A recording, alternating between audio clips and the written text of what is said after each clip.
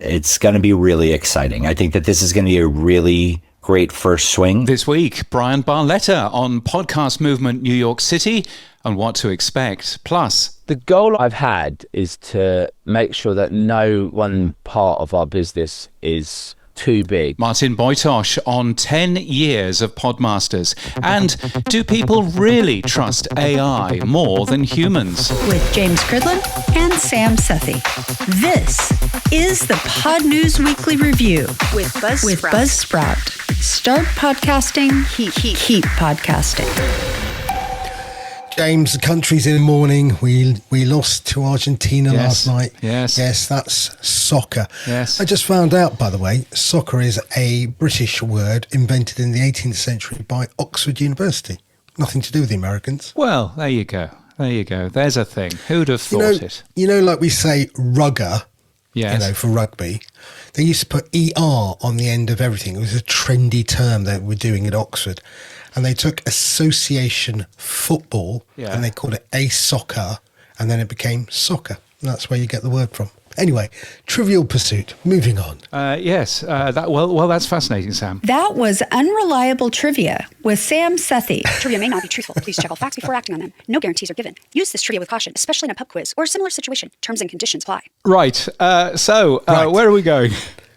Let's get back to podcasting. Yes. Anyway, talking about America and talking about New York, Podcast Movement's coming to New York in September, James. Tell me more first. It is. It's really interesting. So it's a full week's worth of stuff. There's a Sounds Profitable Business Summit first during the start of the week. And then the end of the week is Podcast Movement, the podcast movement that we know and love. And all kinds of changes this year, not apart from anything else. I mean, it's going to be in New York City. Which will be very exciting, but also public voting for some of the speakers. Yeah, I think that's a really good way of getting some new voices, some new people into the audience. Often it's sponsored or big companies. Yeah. So great idea. Yeah. No, I think it's really good. All sorts of selections and speakers there.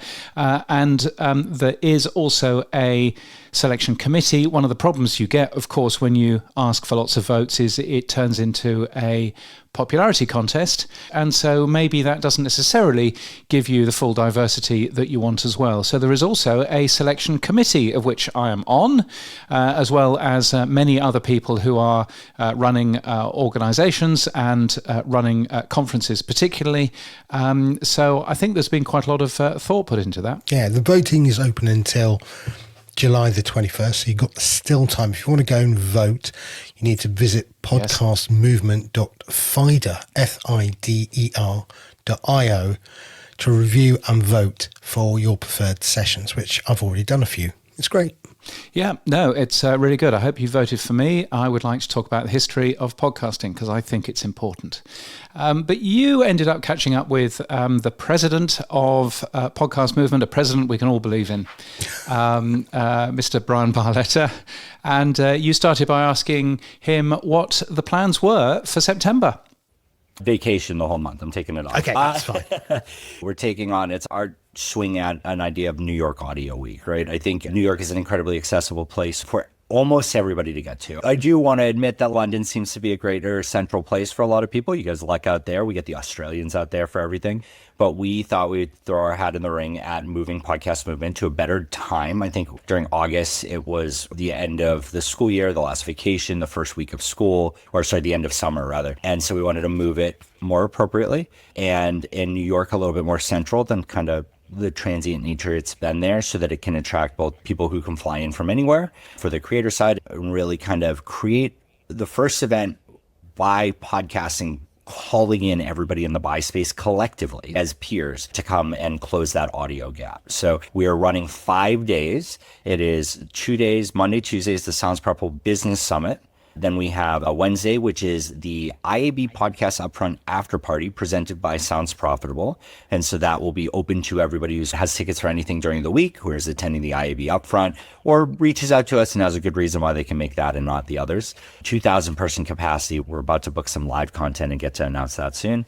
And then Thursday, Friday is Podcast Movement. It's our take on putting it back in the hands of the creators. So $199 tickets covering 2 days, at least 1,000 tickets sold. We're aiming between 70 or around 70-ish total panels, half of them selected by public vote, half of them by committee vote. And so we're trying to see what happens when we kind of hand it back to people. So that's our big swing on it. If anybody has a line on Mayor Mamdani, we'd love to get it officially sanctioned as New York Audio Week. But until we get that introduction, that's our unofficial call for it. Sorry, he's my cousin. I'll call him for you. No problem. We're all related. Molly will tell you. Any connection I can get. But look, let's go back to the actual event. Sounds great. 5 days, New York. With the panel that you've picked, their industry-based panel, James Cridland's one of them, of course. Lauren Purcell that I know is on there. That's a great way of doing it. I think the voting up's a great way. One of my biggest bugbears, not just with the podcast movement historically, but with the London Podcast Show and the other events, is it is often top-down, and the topics that are talked about are often still advertising AI-driven. There's nothing really that the bottom-up crowd wants to hear. Sometimes the new latest thing that people want to talk about is missed because it's sponsored from the top. Now, the other thing is being in New York, of course, you've got all the ad agencies there. Was that the primary reason for New York for you? Look, I think on the creator side, being able to set the price at $199, and Thursday, Friday, the podcast movement is the core, the heart of podcasting. There are plenty of talks from ad people there that want to teach in that. I would say you are looking to work professionally in a space. You already are working in the professional in the space. You want to up-level your skill, or you want to educate people. That's what podcast movement means to me, and that's what I want out of it. And so I think that New York is incredibly accessible. I mean, even flying from Portland, Oregon, I have a choice of airports. I can go to Newark, JFK, LaGuardia. I'm able to decide where I want to stay, and we really utilize that, and we drove down ticket prices. I believe at $199, it's the cheapest podcast movement's ever been. We haven't participated in any early bird specials. The price doesn't go up, which it absolutely it hurts us financially because there's no FOMO drive, but I'm okay with that. I want to be there for the people. So I'd say that, I'll be honest, the main drive for why to allocate the whole thing there is to get access to those ad buyers. That is really important because the Monday, Tuesday is going to financially offset the ability to make Thursday, Friday a silo. Your comments on the committee, this is our first swing on it. Sounds profitable as a trade association, as providing consulting and assistance. If any of our partners are like, Bryan, I need help. Can you fly out for a pitch? I can go do that tomorrow, and I can iterate on that every single day. Podcast movement and the event side of what we do takes years because I can't run 3 events in a month to learn from the last one. Everybody's got event fatigue as it is. So our first swing here, we asked a bigger pool than we got a response back from. Some people are just busy, but my dream with these people is they're representative of awards, other events that have a lot of style to them, and newsletters that we think are representative of the space. And what we're going to do with them is we're going to take out the top 30, 40 that were selected publicly. And then we're going to remove a minimum bottom threshold. The ones that just didn't get enough attention, showing that the person wasn't really driving towards it, right? They weren't promoting it. The audience, the general public didn't like it or find it. And then that middle grouping are going to be handed to the committee with the goal and the directive for them to find ones that really are underrepresented in multiple different ways. Exactly what you said, right? Talking to who they represent outside of podcast movement, who they represent in their core role in podcasting, and really trying to elevate those voices. And so, yeah, we're taking that swing, but New York helps us financially offset it because Monday, Tuesday is very much subsidizing Thursday, Friday. When will the final agenda come out? Early August, the beginning of August. So I believe we got less than a week left at the time of recording this. And I think it's Monday or Tuesday next week that we end voting, public voting. Then we move it over to the committee. And I believe the committee has a little under 10 days to go through everything. So we very quickly have to sort through there, create a little bit of a buffer. And one of the things is that we're not allowing people to speak more than once. And there's a handful of people who submitted 3 solo talks that are all in the top 40 right now, which is very cool. It means they're able to mobilize their group. We're going to have to bring that to them and say, which one would you like to pick? The others, we're going to figure out other ways to encourage them to do them virtually and promote them and make space for it. But over 2 days with 1,000 people in the audience, I don't think it is responsible to give people more than one time to talk. I don't think I'm not that interesting. There are other voices we should elevate. So we're talking that's the bottom up. What's the top down? Who's the keynote? Who's going to be some of the other highlights that people can look forward to?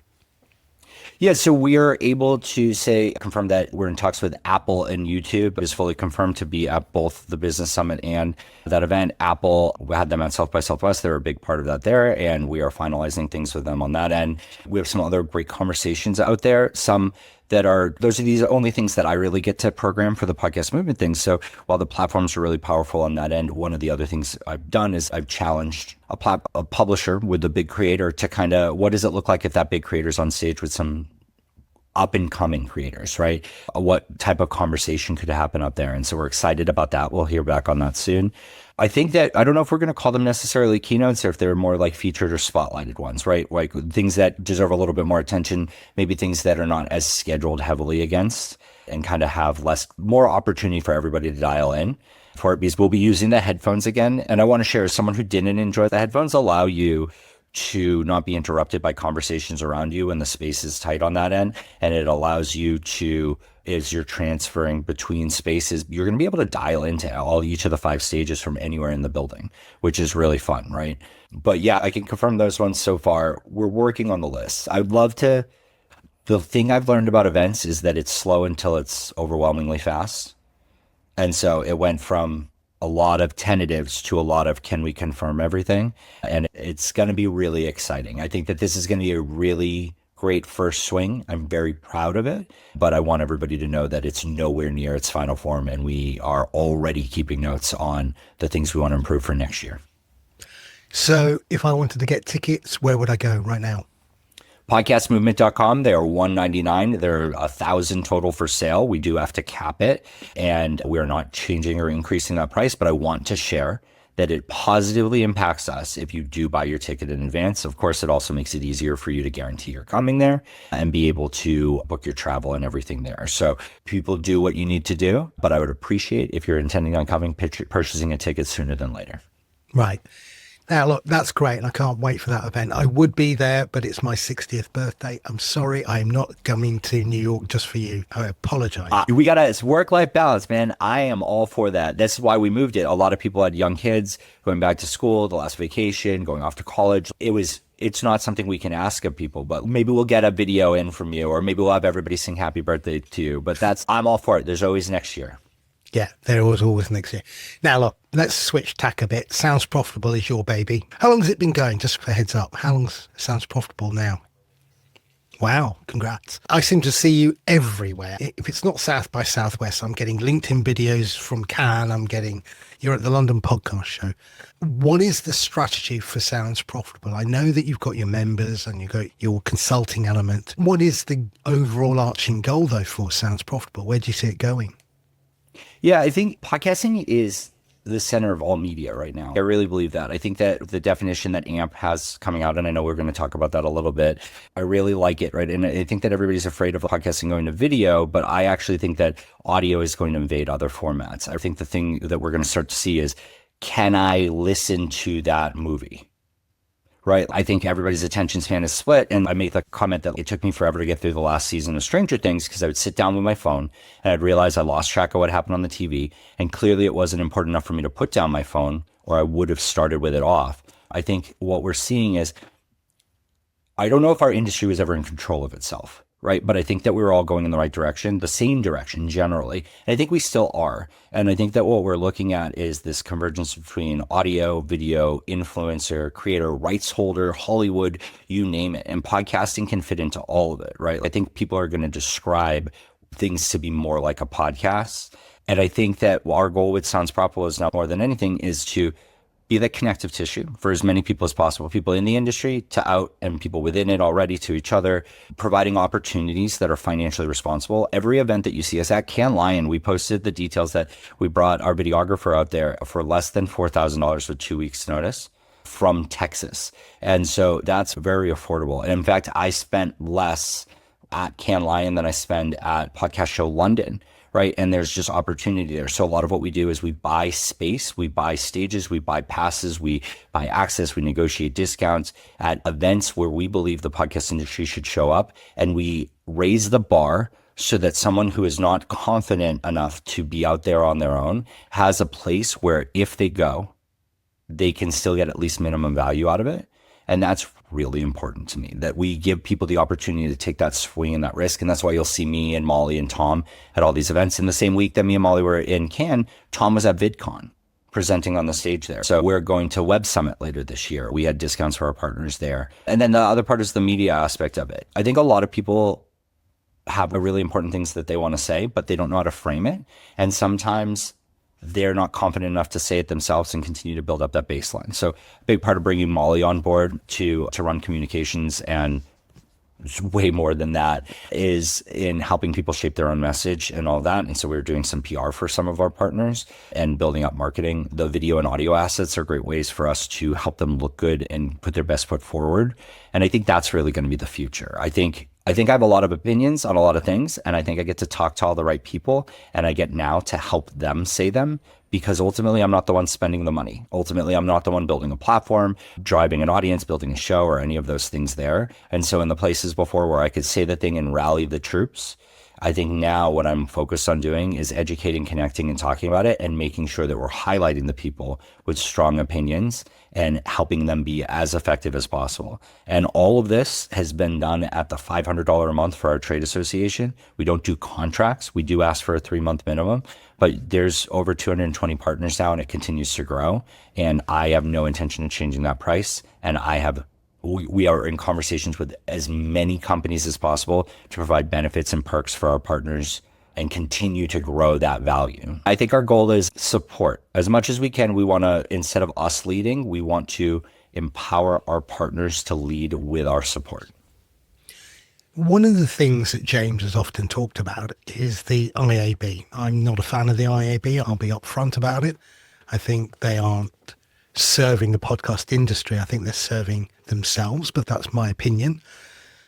James has often said that we need a podcast standards board. Is Sounds Profitable heading towards becoming that in some way? Are you going to be the voice that represents the podcast industry across? We're currently struggling with what is a play. Is it 30 seconds? Is it 1 minute? And this group from Oxford Road has put forward a proposal for 30 seconds, which again, I'm not a great fan of, because 30 seconds can be a mistake. But anyway, if that is what a play is, that's what a play is.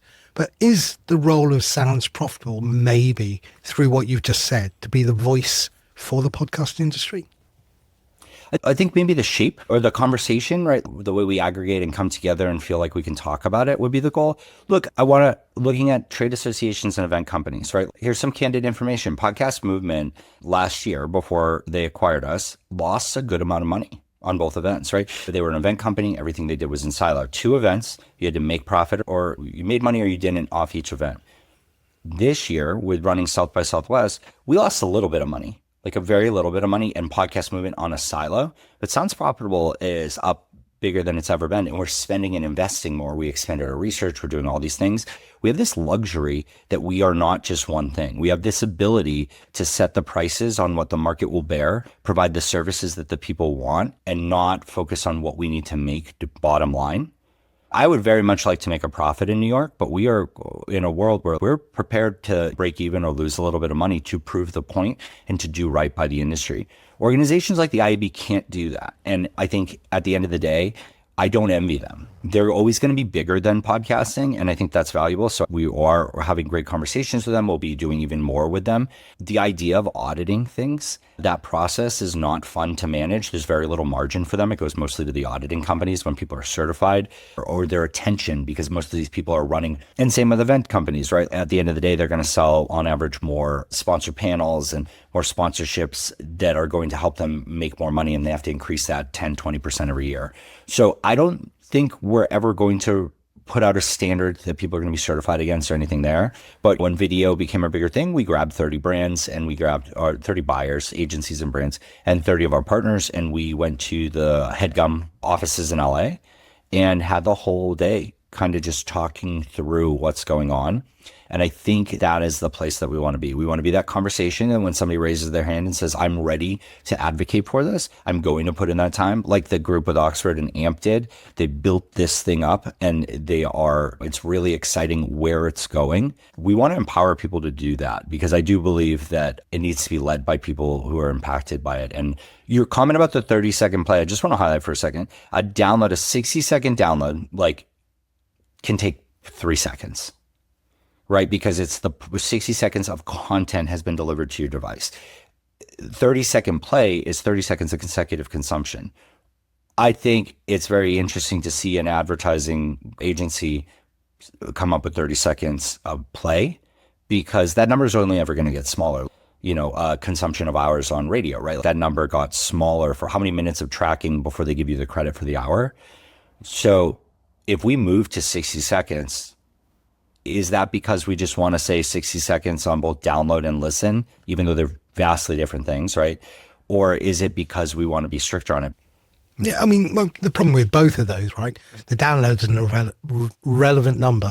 It means it got added to someone's device, but it doesn't guarantee the players. Dan Meisner says 30 seconds, 60 seconds is not enough to say that anyone actually listened to any of that show or has any value in understanding that show. It doesn't tell advertisers anything either. I still think the three metrics we need to focus on are total time listened, total number of plays, and percent completed or consumption. And those are the metrics that we need to stick our hats on. This 30-second thing, I really don't get why we're even focused on it. Yeah, I think Steve Raises at Sinewave and the team at Bumper are really great at advocating these new metrics. And I think it's really important. If your job and your goal is audience development or how many people you're reaching, the download shouldn't be a metric that you focus on primarily, but we need a lowest common denominator for advertising. So is your show effective is different than what are you able to make financially off the show? Those are two separate things. And I think that the more effective you are with those numbers that you talked about, the metrics you talked about, even if you're getting them only from Apple and Spotify and you're not getting the web plays and all of that, ultimately, the stronger those numbers are, the more you can advocate for being billed and sold in a different way to those advertisers. They are open to that. I do agree with you that download isn't enough, but it's what we have. I think with HLS, we've moved beyond it, right? With streaming, I think we can. So we can move beyond it, but let's think about it this way. We just fragmented it more, right? You have Spotify's video metric, you have YouTube's video metric. Now you have HLS video, which is only on Apple Podcasts Live right now, but it's in so many different apps. It's going to be available, right? Amazon Music, Amazon Prime Video, Tubi supports it. Netflix infrastructure-wise supports it. We don't know if we'll get access to that. iHeart is working on it. There's all these really great ways on it, but until that's a substantial number, that's another fragmented number. So we're at 3 different metrics. Now you add an RSS with download, that's 4.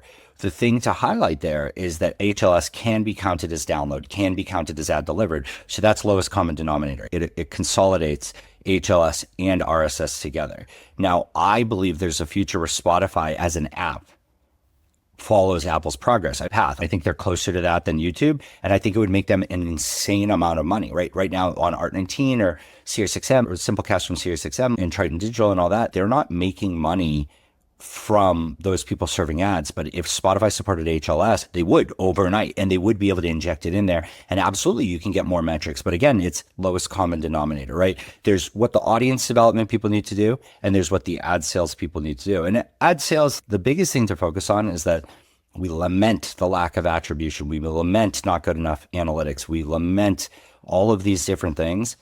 Everybody can lie this year. Everyone said, how do I do more in podcasting? Last year, they said, I love podcasts, but I don't spend in it, right? We have to ask ourselves at what point we are wasting time fighting for something that we're not going to necessarily get exactly how we want. And how we push that towards how do we fund more things? How do we creatively present things? How do we build and grow things? I mean, I would say growth, honestly, if we took all that time talking about measurement and attribution and everything and put it towards how do we successfully grow podcasts with real technology and knowledge, I think we would not have to have that discussion because we would be able to show that we're getting a bigger audience very easily. I think you're right. Growing and showing that we've got a bigger audience, got more influence, got more time and attention, the listen and watch time.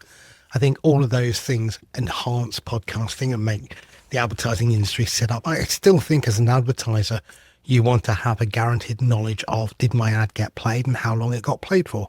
And I still think with the move to HLS, that is going to give the assurity back to the advertiser that actually, yes, this is my consumption of my ad, rather than the metrics that we provide them today, which I think are still too lightweight. I don't disagree with you, but people still buy billboards. People buy digital out of home. Influencer campaigns directly from the influencer with no impression or click or anything like that. There are other ways to determine if things were effective, and I am so with you on that. But even I cut my teeth on digital display and mobile display and all of that, and the tools that work there are better, but they're not perfect. They're not accurate. You can't tell eyes on screen, right? Like when I was younger and I would put on cable television and all that and commercial blocks would come on, I would leave the room. You can't tell all those things. And in a world of multiple tabs and multiple devices and multiple screens and attention span and everything, I think that you are absolutely right. We can't tell that.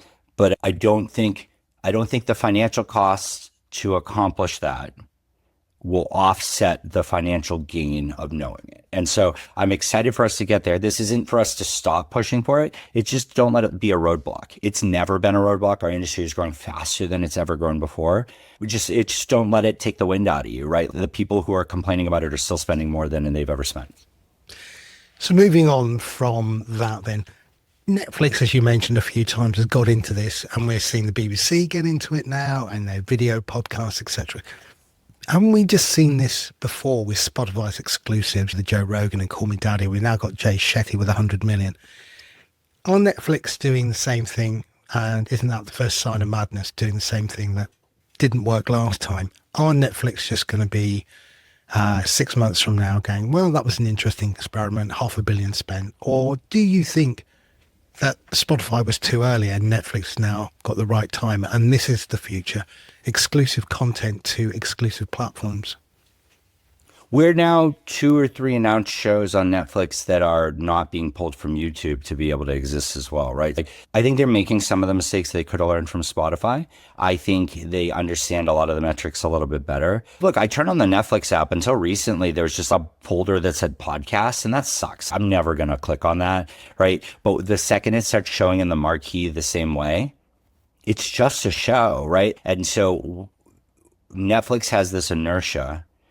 And the second that they start saying to people, yes, you can distribute through HLS your show to our platform under these advertising terms. The dollar CPM that Apple is charging to serve HLS interstitials is one thing. But if you have an MCN on YouTube, it's whatever they believed they could have sold that ad inventory for, you owe 45% of that. For the Netflix could follow that, Spotify could follow that, all that. They could sell the ads for you and take a bigger cut. They can let you sell your own ads. Maybe that might not happen, but I don't think we'll see Netflix pull away from it. I think that the model that Spotify built with how do you move away from paying for licensing rights and provide other content and keep those subscribed users will be really interesting. A really strong advertising business and a really strong subscription business. So it'll be interesting to see when we get away from these exclusive individual contracted deals and they have a general upload your content to Netflix, what those types of terms are. And I think that will be coming in. I don't know. I believe that they're strategizing on how this podcast that we're on right now could be submitted to Netflix. All of those things to be determined, but I think they're on a good path for it, and they're competing with YouTube. Yeah, no, 100% I agree. They're competing with YouTube. It's whether Apple and Spotify can keep up with them. I think that's because if everybody supports HLS, imagine a world where I can have my podcast on RSS, Apple Podcasts with HLS. I can have it on Netflix. I can have it on Amazon Prime Music and Prime Video. Maybe Spotify adopts it and all of that. What I believe that the power in this, and I think that Apple with HLS video is an audio of it, is they've changed the game. Creators and rights holders now are in charge. They get to choose where they distribute. So imagine a world where Mr. Beast or Mark Rober decides that they need a distribution platform now. And they put all of their content on there. And now it's HLS, which the lowest common denominator is download and ad delivered, because you can factor that in. They can look at all of their inventory together. They can sell it all by that same metric. And I agree with you, that's underselling it in certain areas. But then they can go to YouTube and they can say, YouTube, you're so closed off on this. If I add everybody else up that uses HLS and RSS as a download, that's more total reach than I have on YouTube. My advertisers are demanding the things and access I can get over there. Maybe there's a world where YouTube opens up to HLS, because if the hosting platform becomes the center, which is so wild. We were moving away from that. We were absolutely looking at the death of the hosting platform until Apple did this. We just said to the biggest creators, the biggest rights holders, Sony as like a rights holder, why are you uploading Spider-Man to all these different platforms? Why aren't you building your own server that you already have and letting people call you for it? So I think we're going to see some really big shifts. I think that this is the start of the creator entrepreneur on the technical side. I think I'm really excited for it. Yeah, I'm a firm believer. Upload once, distribute everywhere. That's how I have. And Apple just endorsed that. Yeah. And I also think that's through not just the audio or video, but I think clips as well. I think you can upload clips and distribute to social media everywhere, right? I think the role of the host should and will get bigger if they deliver on that once up, deliver everywhere motto. Imagine if social media took HLS too on that end, on clips, and then you could aggregate it all from the hosting platform. I mean, the costs are not trivial. Video got as big as it did on the internet because YouTube subsidized it, right? We're looking at a world where creators need to invest in themselves. That is going to make it harder to do some of these things, but it's also going to give them more opportunity to have more ownership and more rights and responsibilities to it. So I'm all for it. It is in a direction that I never would have dreamed that happened. And I was very thankful that Apple decided to launch that 6 hours before I got on a 18-hour flight to Australia. I love the fact Apple adopted HLS. I'm less than happy that it's a proprietary API. I think they could have done it through RSS. I think they could have used the alternative enclosure. There's many things Apple still need to do. But yes, I agree with you that I think it's a good step forward, but I don't think it's the utopia that we wanted. I want to challenge that real quick. Okay, so if I actually, you know what? Your platform, right? True Fans, are you set up for Spotify? Does your RSS feed get ingested by Spotify? It does, yes. Do you have pass-through? No, and we know that we don't have pass-through. So what is the difference between RSS and HLS in that scenario? So pass-through, for everybody listening, pass-through is the idea that Spotify will allow, if you don't have pass-through, Spotify calls the RSS feed once when it updates and caches the content. That means the hosting platform can call an API and get the Spotify data, but not RSS calls, not dynamic ad insertion, not all of that. You have to sign a contract with them. You have to build dynamic ad insertion. You have to prove that you have paying customers that support it. And it feels like they're moving away from certifying any more people on that. So that when we talk about the open nature of RSS versus, which has no governing body, versus HLS, which is created and governed by Apple, but both are open source. The open nature of it is the decision for the hosting platform and the podcast app to adhere to those open specs, but none of them do. Like RSS, you even sign an agreement with Apple and they choose what they do and don't take from that feed. So I really want to harp on that for a second, that I don't think one is any more open than the other. I think what's happening is these major apps that have these relationships with the customers that we all want to get in front of, we're going to see them 100% lock down and making contracts and handshakes on a technical level, how they communicate for the people that are getting the bigger attention span. Okay. Now, one of the things that I think the big two problems I see, right? One is we're seeing the likes of Patreon, we're seeing the likes of Substack, we saw Supercars bought by Red Seat Ventures, we've seen many of these what I call creator portals, brand portals appearing, right? You can go onto Substack now and do audio, video live. You can do your blog. You can do events. You can even do merch. Fundamentally, that is the path forward for podcasting itself. Is we're seeing the likes of Scott Galloway. We're seeing the likes of Mehdi Hassan. So we're not talking about small independent podcasters, although they could do it as well. We're seeing the big boys do it as well. They're bypassing really the Spotifys, the Apples, the YouTube as platforms, as distribution or discovery platforms on the road to the endpoint destination. What are your thoughts on creator portals?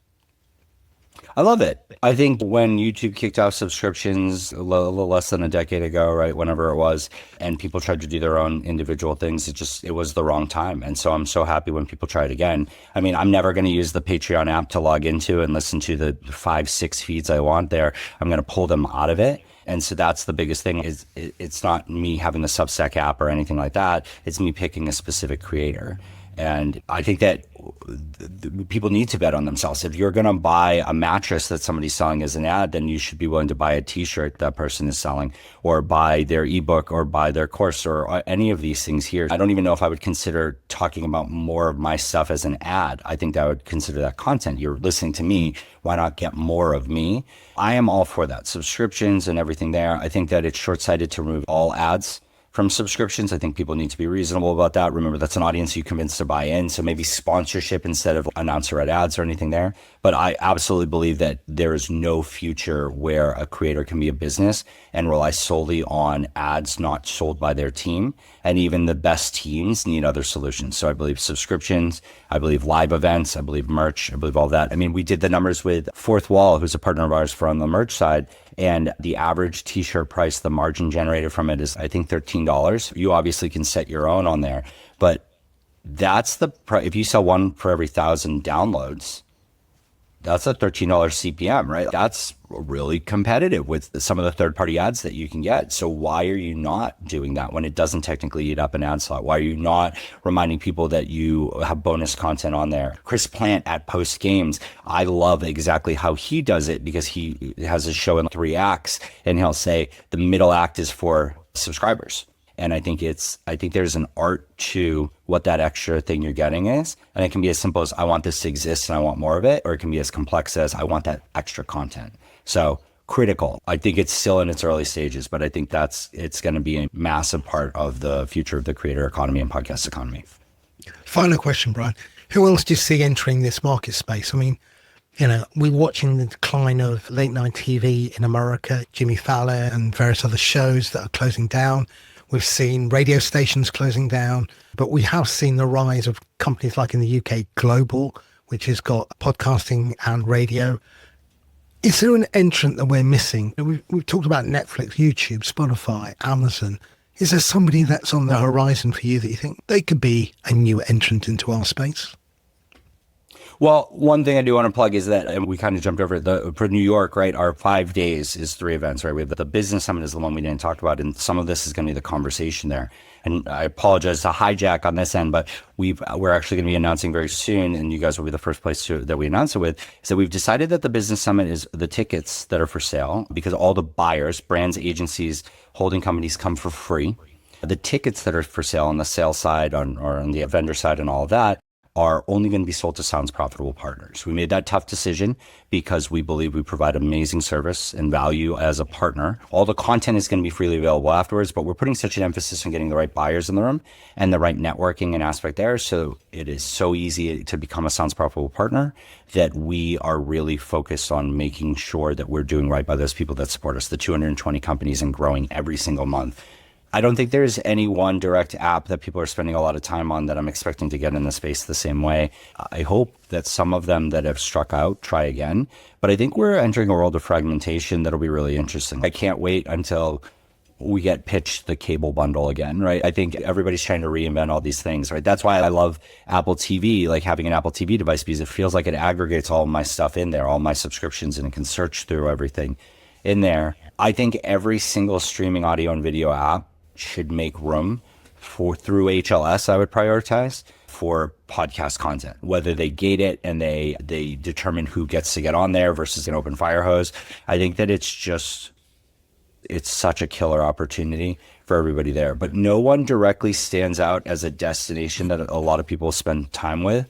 I think there's some that just don't make sense. I watch a lot of HBO. I'm watching The Pit right now, and I can't imagine a world where it benefits them substantially because they really focus on that premium, that higher price tier there. But Disney, imagine a world where you can create a free account on Disney Plus, and it only gives you ad-supported podcasts, audio and video podcasts, right? Especially in the kids space. The kids space is so undertapped right now, and maybe that's the area of expansion, that in a world where I have to create an account and identify who I am, and that's the COPPA compliance and all of that you need for a lot of kids content that Disney believes. In podcasting, we've proven that it's successful and it's acceptable legally, but that would be a massive win overnight. There's times where I choose to not renew Disney because there's nothing on it I want to watch. But my kids consume a lot of kids podcasts. And if I had the ability to put it on the TV a little bit easier than finding it on YouTube, which not all of them are on, that could be it. I would say I'm going to expect more and more platforms to ingest it. I think we're entering a world where everything's a little bit fragmented. What does success at the end of September look like for you then for the event? Yeah, look, I'm so fortunate to get to do what I do. And sometimes I feel like I'm Tinkerbell. I only exist because all of you guys believe that I exist or matter in this space. Because who am I, right? I'm someone who cares about the space. He gets to talk to people, connect to people. I've worked in different parts of it. But before this, I was a backroom product manager who was a little too loud, a little too often, and got let go. I am in a great position where I can risk everything every day to do right by the space. And with South by, the worst case scenario was the headline reads, Guy bets company that the podcast industry will show up at South by. Nobody shows up and he closes his company. That newspaper clipping would be really great. Wally can help us get that in the New York Times print edition so I can put that on the wall. You know, we tried. So what I'll say is that, like, I'm never going to be satisfied with what the events are because we can always do better. I'm going to continue to figure out how to iterate and all that. Right now, I would say we are close to a place where everything that we have set up, both the people who are attending, the people who are presenting, the people who bought tickets, very, very close financially for this to be break even, which is really great, which means that we don't have to falter and compromise. Exactly like why we chose not to open it up to non-partners for the business summit, because I don't think that's going to sell 100 more tickets. And of those 100 companies, which ones of them shouldn't be a Sounds Profitable partner? Like, why don't we have that conversation there? You know, for the creator summit, the podcast movement of it, we need to rebuild that trust. And so as someone who was on his way out from attending these events, as someone who's reprioritizing his spend and budget at these other events, as long as someone says, this was worth it, it can be better, and I'll give it another shot next year, that's the success I'm looking for. And maybe a little bit of FOMO, right? Like maybe a few posts of people regretting not going, that would warm my heart. But I think we're in a good spot. I don't think we're going to tank the company over it, but I'm ready for the deluge of feedback afterwards. I think that Tom's going to turn off his email afterwards and it's all going to go to me. Congratulations. Look, I think the event is going to be great. I'm sad that I'm not going, but I have a very good excuse this time. Remind everyone one more time, if they want to get their tickets, where will they go? Yeah, podcastmovement.com will get you information both about the business summit and about Podcast Movement from the Thursday, Friday. And I want to stress, all of the content will be published for free. No ticket is required after the event. We are working on getting that as fast as possible. You would not believe how long it actually takes to edit and process and upload and everything, 70 plus videos and all of that, and make sure it's done right with captions and everything there. So we ask for everybody's patience, but podcastmovement.com is where you can find more information. Soundsprofitable.com is where you can get the newsletter and follow along there. And if you are interested in attending the business summit, which the goal is a minimum of 200 people on the buy side attending for free, a maximum of 400 tickets sold with 2 per partner company. So even the smallest companies are on the same footing as SiriusXM, iHeart, Acast, all of these big companies. Reach out to us. I would love to talk to you about partnership. Bryan Barletta, thank you so much. Thank you. The Pod News Weekly Review with Buzzsprout. Start podcasting, keep podcasting. Let's move on, James. Oxford Road. We've been waiting and waiting on this new AMP alliance. It's an alliance for measurement in podcasting. Dan Granger from Oxford Road put out a post this week, I guess. Nobody will be thrilled about it, not even me, and I helped write it. Doesn't sound positive, really, James, to me. No, I mean, I was looking at that and going, oh, blimey. I think the point that he's trying to make there is that it is there as a piece of work which is the product of compromise and cooperation. As we'll hear from others later on in this very show, I think that you actually sometimes do need a bit of a push to move forward in some of these things.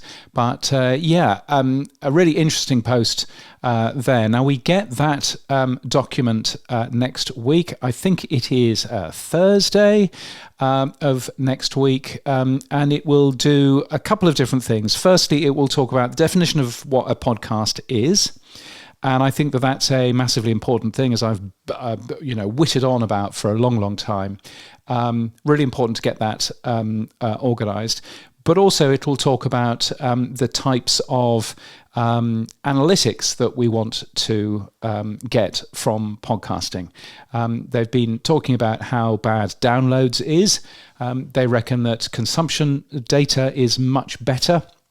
The problem with consumption data is, of course, it doesn't necessarily fit too well with open RSS. So it'll be really interesting to see what that goes into. I know that there is some technical detail, not a full technical spec of how you implement it, but there is some technical detail in there. So very much looking forward to seeing what people think of it.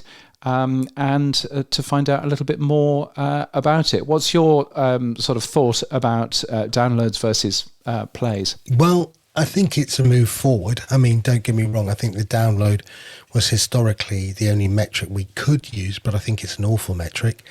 I think plays is the next natural step forward, but I think the 30-second marker is well, I just think it's a waste of time. I mean, you can't measure the value of anything in 30 seconds just because you know somebody clicked. Well, they may not even clicked. It may just be a rollover.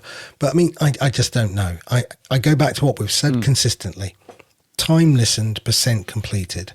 You know, those are the metrics that matter, because 30 seconds doesn't tell the advertiser that the ad was played. So you've not got any further than the download, right?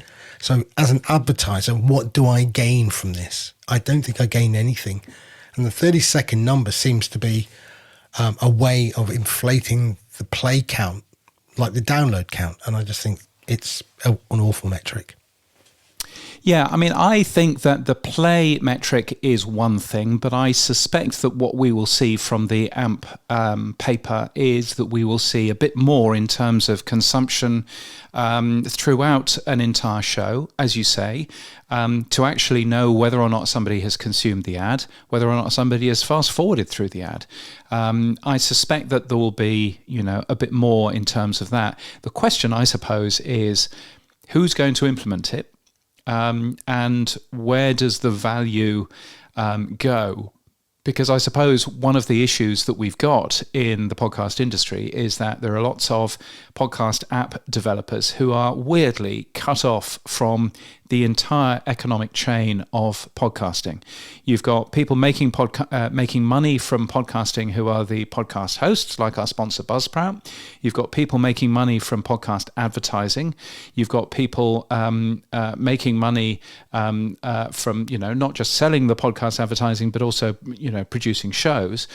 And then you've got podcast app developers who seem to be completely cut out of all of that. So I'm interested to see whether AMP understands that bit, and interested to see, well, what can we do to make sure that if podcasting continues to be a massive success, that the podcast app developers end up sharing in that success. I mean, and as a podcast app developer, you probably would agree with me on that, I suppose. Yes, 100%. But I think, we talked about it a couple of weeks ago. Adam Curry is talking about splitting the funding from the advertiser with the app or host developers as well. The ecosystem needs to have a way. And look, we go back to the problem of how do we split the monies, and then it's programmable money, blah, blah, blah. At the end of the day, app developers are not making money. I'd say anyone who thinks they're going to be surviving on premium app subscriptions is cuckoo land. I don't think there's going to be enough people to keep businesses going. I think that's why Fountain and True Fans moved into hosting, really. Moved on the other side of the fence. But I mean, what I'd also say is, even if you are earning, $2.99 from a podcast app listener every month, it still doesn't matter whether or not that app listener consumes 30 seconds of a podcast or 300 hours of a podcast. And that's so the issue that we've got as an industry is we keep on banging on about podcast discovery is rubbish and nobody's finding new shows. Well, you know what? That's because podcast app developers don't earn any money if you discover new shows. If you use your podcast app 3 times more than you were using it last month, podcast app developers don't earn any more money that way. And maybe they should. Maybe that would drive quite a lot of innovation in terms of how people find shows, what people, choose to end up, tuning into, but what the user interface is. And at the moment, I suspect that the user interface is so moribund at the moment in pretty well all podcast apps, because people don't share the money with the podcast apps in terms of, if you listen twice as long, you should get twice as much money. And that doesn't seem to happen. I think the closest that we got was with streaming sats and that sort of thing, and that has pretty well died a death, as I'll talk about later. So I think, I think it's really interesting. So I'm hoping that AMP sees that and does something about that, particularly if AMP is going to be asking podcast app developers to send more data back to podcast analytics, companies and all of that. Yeah, well, let's see what they come out with. I mean, I guess we're preempting something that hasn't been released yet, but it doesn't bode well when the person writing it is not looking forward to it either. Well, and maybe he's, I mean, it'll be interesting to see how it all works.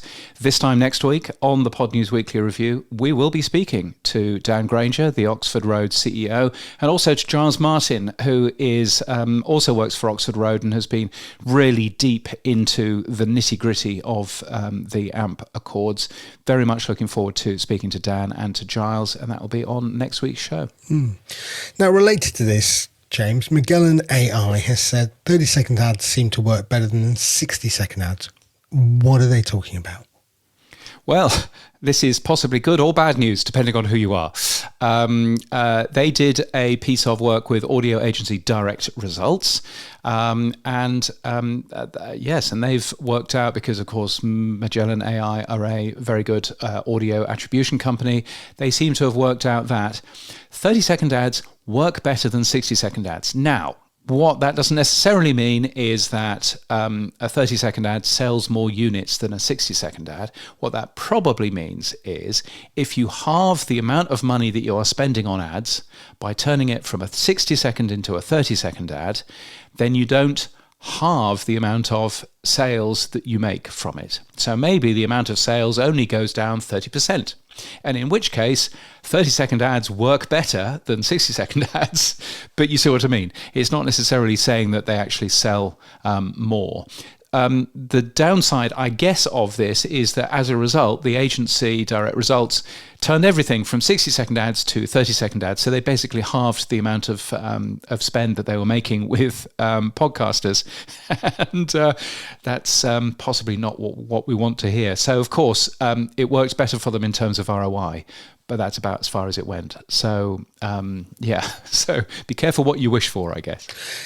Moving on then, James, a good news story here. Podmasters, it's celebrating its 10th year, and you got to interview one of the founders. I did. I got to interview Martin Bojtos, and I spoke to him about what running Podmasters has been like for the last 10 years, and also found out some really interesting things about how that company has been earning money. So my name is Martin Bojtos. I'm the co-founder of Podmasters. We're a podcast production company and network. I suppose we kind of do both, as we produce and own our own shows, but we also work with talent and we also work with clients to make shows. And it's Podmasters' 10th year this year. So what have you learned in the last 10 years? It's interesting. So I started Podmasters with my co-founder Andrew Harrison, and our background is we met in magazines. So I was the commercial director for the music labels at Q Magazine, and he was the editor. We got on very well, and after he left, we said, okay, one day we'll work together on something without any kind of plan. And then one day he came to me and said, what about podcasting? I was like, okay, well, let's try podcasting. So we were trying things. We had a podcast called Big Mouth, which was essentially a culture show for Andrew's tastes, which didn't do much, which was doing like about, 1,000 listens a week or something. And this is back in 20... Yeah, this would have been very beginning, so 2016. And then one day he said, we should do a podcast about Brexit. And I said, well, okay. So it went from one day, this is a terrible idea and it will never happen, to the next day, well, everyone wants it, so we should all believe it.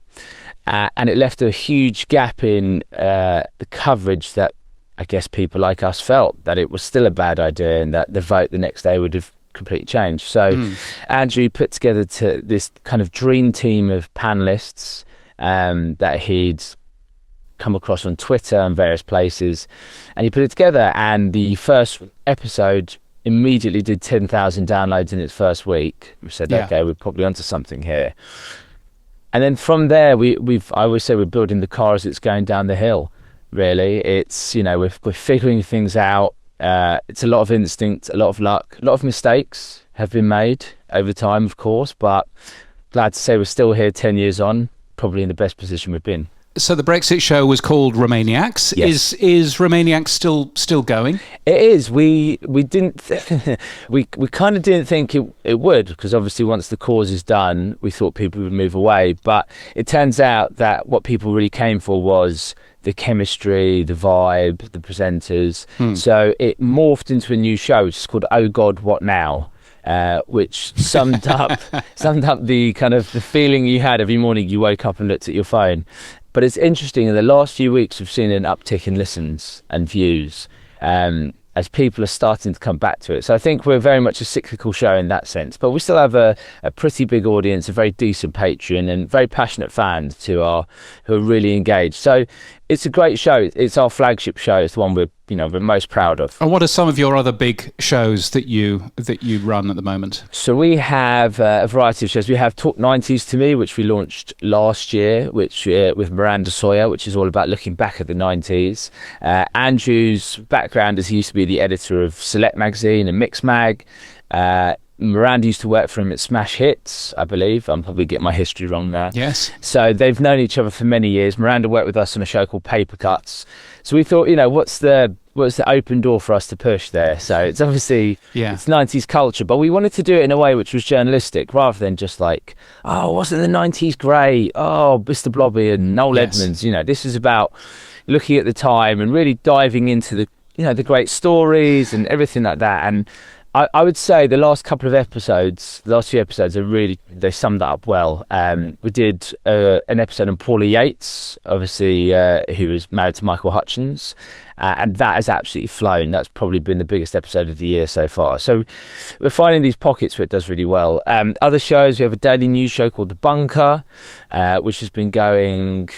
it's just over 1,800 episodes now. So again, we do everything from weekly shows on video to daily news shows to monthly shows for clients like Saga. That's actually twice monthly. We do a show called Experiences Everything, which is been so I've watched that. Yeah. Oh, have you? Oh, brilliant. Well, it's been so successful for them that they mention it in their annual report. So we must be doing something right. There you go. You must have done something right. Well, I was going to ask, because typically companies like yours will make podcasts for brands. They'll make your own podcasts, and then you'll work with talent as well. What's the biggest part of your business? What's the biggest part of Podmasters? The goal I've had is to make sure that no one part of our business is kind of too big. Just so if things change, you can absorb any shocks without it being terminal to the business. I think this is why we've never really just been a commissions business. And for a long time, we were just a owned and operated business, just a network. And we've branched out in many ways. So I would say, when I describe it to people, we're kind of split three ways. We make our own, we're owned and operated. So we only eat what we catch, so to speak. And that's been really, really good for us because it means that we can apply all those lessons for everyone else. We then, work with talent in what we call co-pros, where we do everything from build the show from scratch for them to doing monetization and marketing deals like we do with Fin versus History. And I've signed probably about 4 or 5 comedy shows now. I think there's huge potential in UK comedy especially. And we're partnering them with good advertisers, which works well for the audience. So that's becoming quite a nice symbiotic relationship. But again, that's more helping them put a foot in the kind of podcasting world where they may not have the experience. And then the final part is working with clients like Saga, like the University of Leeds, like London Records, which we just put out, where we apply all those learnings, but they own all the content. So I'd say it's a pretty even mix, to be honest with you. Now, your website says you have studios for hire, and you've got a shot of a fancy studio with lights and cameras and all of that. The Saga podcast, I watched the Paul Merton one, and that was in video as well. So what's your strategy with video? Are all of your shows video enabled now? It's interesting. Not all of them are. I think from a monetization perspective, when you look at how the return that you get from video, via Spotify, it can be really great. Via YouTube, sometimes it feels like you're starting from zero on every episode that you put out. So you're always having to fight with YouTube's algorithm and it's a lot harder to do it. Whereas if you build an audience on Spotify video, that can be really lucrative. Some of the shows we work on, and that's, you asked about where's the biggest kind of, I suppose, source of revenue. Spotify video has become our biggest source of revenue for some of our shows. Right. Gosh, I've not heard that from others, so that's really interesting. You must have found the secret sauce there. I don't know if we've had any sort of secret sauce, so to speak, but I would say that the main thing for Spotify video, if your shows, and this is going to sound very obvious, but it's not only plays, but how long people are watching your shows for. So if you're making the kind of content that people are sticking around for, then we see really good RPMs. And so how I measure it, obviously from an advertising point of view, you see a CPM, so how much people pay to advertise. Because people aren't doing the same, I calculate Spotify as an RPM, so revenue per 1,000 views, or however you might calculate it. We see, if I look like for like audio versus video, our audio RPMs, so how much we get per 1,000 downloads, might be 20 to 25 quid. We've seen on Spotify over 30 quid from just the video part. So right. They are paying a very good premium for people who sit there and watch the content. Very good. So it works really well. Have you played with Apple Podcasts much? No, not yet. It seems so. Our shows are kind of hosted. We kind of host in a few places, mainly Acast and Megaphone. I think we will look at that with Acast probably in the next few months, because I know they're still in beta.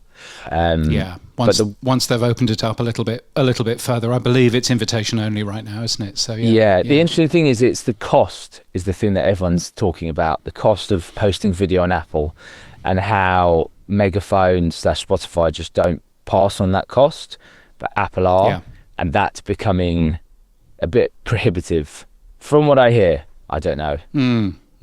Well, worthwhile keeping eyes open on that. I would have thought. One more question about Podmasters. You mentioned if I was a good interviewer, I would have picked you up on this instantly.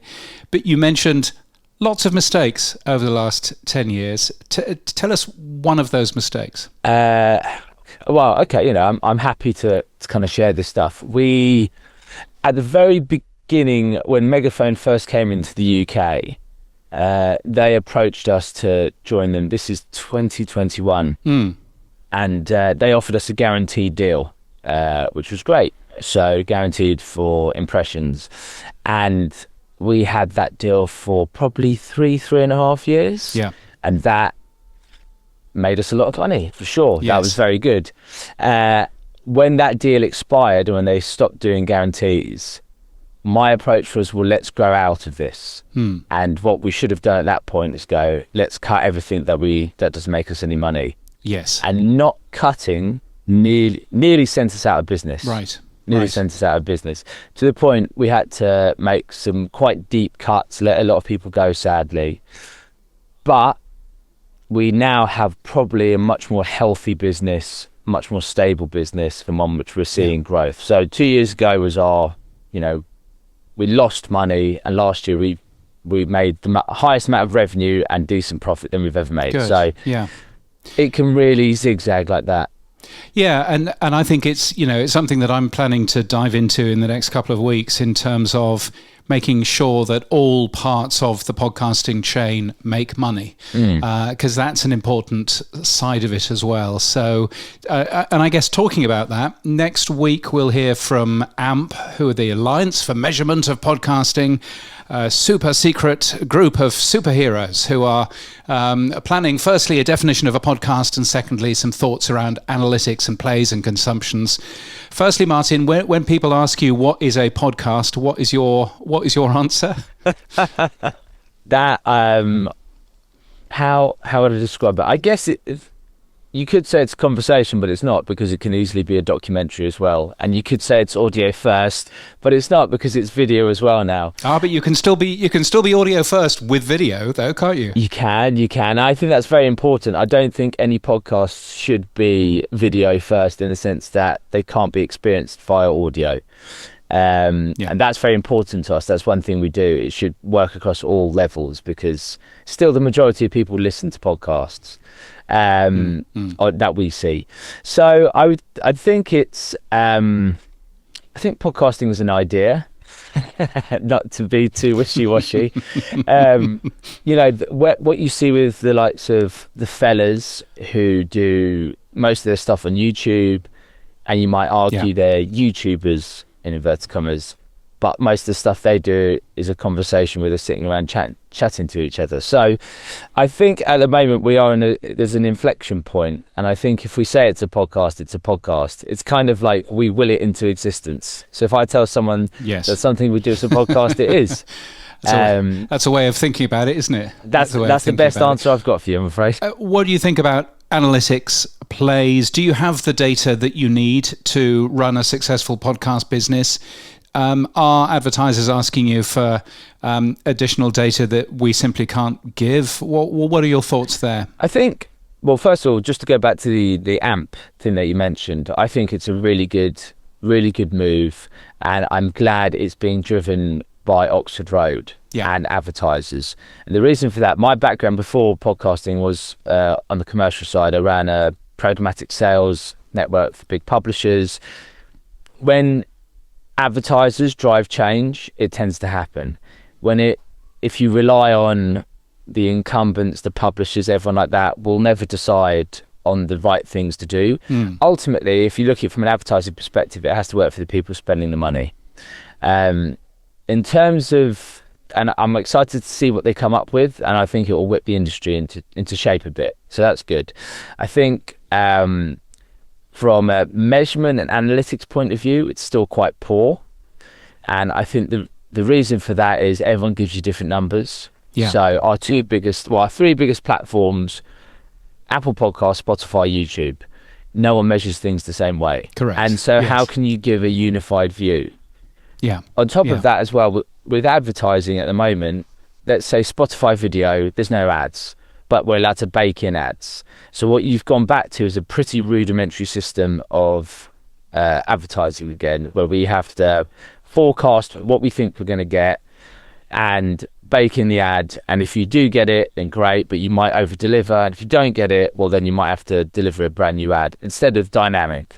Dynamic delivery is there. It's available to everyone. It's not an advanced technology, and yet, we're not employing it. So I think there's still a long way to go, but we need a bit of unified measurement and approach to advertising. Well, it'll be interesting to see what the paper says next week. Where do we go to learn more about Podmasters? So if you go to podmasters.co.uk, I wish I could say our website was better, but it's not. That's still very much a work in progress. Otherwise, I'd say check out our shows across all podcasting platforms. Most of them are under our brand name. Or you can find me on LinkedIn. Happy to answer any questions. Martin, thank you so much for your time. I really appreciate it. No worries, James. All the best. So, James, that was a good interview with Martin. There was a couple of bits that I found really interesting. One was he's earning a lot of money from video podcasting on Spotify, which, as you said in the interview, we haven't heard from anyone else about that. No, that was fascinating, and earning more money for a while, earning more money from Spotify video than from any other source. which I thought was really interesting to hear. Hence why potentially he's a little bit nervous about talking about Apple Video, because the economics of Apple Video is very different to the economics of Spotify Video. But I thought that was fascinating. I've not heard other people turning around and saying, yeah, the Spotify partner program for video is our biggest money spinner. So great to hear him talking about that, and also really interesting to hear his mistakes and where he messed up. And I think it's fascinating to hear somebody actually put their hands up and go, I wish we had done X and Y. So really, really interesting, I thought. I found the part as well where he talks about Apple Video passing on the cost to the creator. And Bryan Barletta, in my interview with him, we talked about how Spotify should change from its current model to the Apple model. But Martin seems to be saying that, no, as a creator, this is a better model for me because the costs are not being passed on. Well, yes, of course. Of course. I mean, Spotify is essentially subsidizing the video hosting for those shows and then passing money back. And so, of course, it's going to be better for him. I think, potentially better for the podcast industry if there is some, Apple aren't passing on the cost. All that Apple are doing in this particular case is that they're turning around and they're saying, if you are making money out of video in Apple Podcasts, then we would like a cut of that, please. Because we have invested in our podcast app so that it deals with video because you asked us to. Now, wouldn't it be interesting if all podcast apps were to do the same sort of thing? If we've agreed that Apple Podcasts, and we seem to have agreed as an industry, that Apple Podcasts can take some money out of any advertising that we take, then perhaps Spotify should be doing it that way. And perhaps Pocket Casts should be doing it that way, and perhaps True Fans should be doing it that way. That to me is a potential way of actually helping podcast apps. So, but I think it's a different conversation to the conversation about what would happen if this show was in video. Buzzsprout would mean Buzzsprout would be paying much more for the hosting of this show. I mean, we're never going to be in video anytime soon. But if we were, what does that mean for how the economics of podcasting works? So, who knows? Who knows what the deal is there? Let's move on. This is a really weird one. Are AI overlords are going to rule okay is the way I've titled it, because Edison Research has come out and said that audiobook listeners prefer AI narrators over human voices. Not something I thought I'd ever read soon. No. And I think, so firstly, Edison Research, very good research company. I've done some work with them. They're very good. However, when you have a look at this study, firstly, it's paid for by a company that makes AI voices. Just bear that in mind. I totally trust Edison Research to do proper research, but just bear in mind who's paid for it. The other sort of side of this is that there are a couple of different things.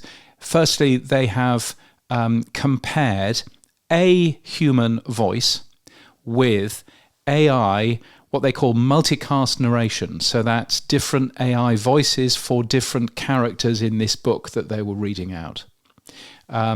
So are they comparing like with like? I don't know. Is this saying that people prefer AI narrators? Possibly not. What this might be saying is that people prefer lots of different voices reading a book than one man doing all of the voices for all of the characters. Perhaps that's what that's saying. I don't know. And I think it's interesting. You've got that followed by another piece of research from a company called Differentology. Well, that's the research company, but the company who they conducted that for is Azerion, which is a advertising company. And they released some figures saying that AI-generated voices can be good for brands, especially if the accents match the part of the country where you're from. And what they're basically saying is that either you have a human being with my boring London accent, right? Or you have a regional accent matched to where the listener is. So if you're in Scotland, you hear a Scottish accent. If you're in Newcastle, you hear a Geordie accent. And that regional accent happens to be AI. Which do people like more? Well, they like their regional accent more.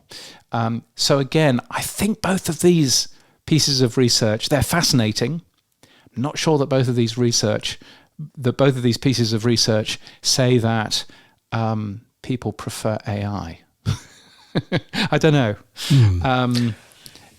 But so we're not passing the Turing test right yet. No, I don't think, not quite yet. I mean, does it mean, what does it mean? I think it possibly means that AI voices are getting better.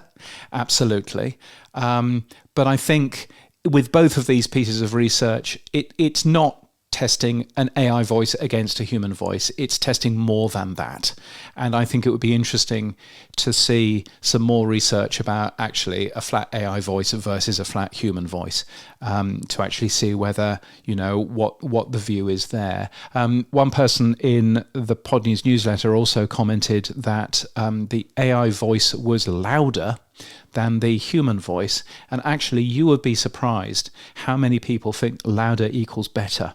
I ended up doing a lot of research in, bit rates for DAB broadcasting and all of this kind of thing. And every time you gave somebody something that was louder than the previous thing, they always said, oh, this sounds better, just because it was louder. So I think that there are questions to be asked, but fascinating research, which is why I covered it.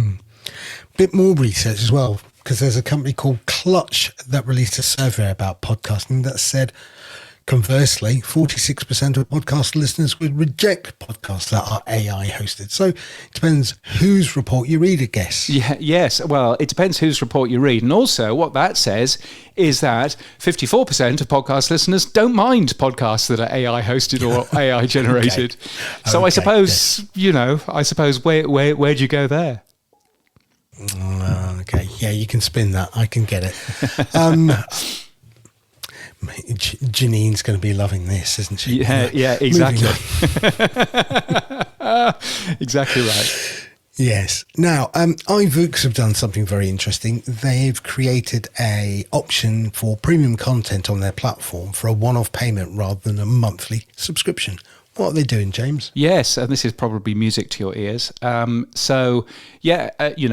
subscriptions are fine, but some people just want to buy a particular episode to listen to, and so Ivox or iVoox, depending on whether you're English or Spanish, they're a Spanish language podcast platform, and they've launched a one-time podcast purchase option as a new monetization option within its app. They've tested it; it seems to work. Kind of well, so that is good. Yeah, I had a quick look at it, as you can imagine. Not a lot of detail. They use PayPal as a mechanism for payment. I'm worried. I want to dig deeper, so I'm not going to say it's good or bad. I mean, I like the idea. Yeah. Clearly, I think, in True Fans, we support the same concept and the idea.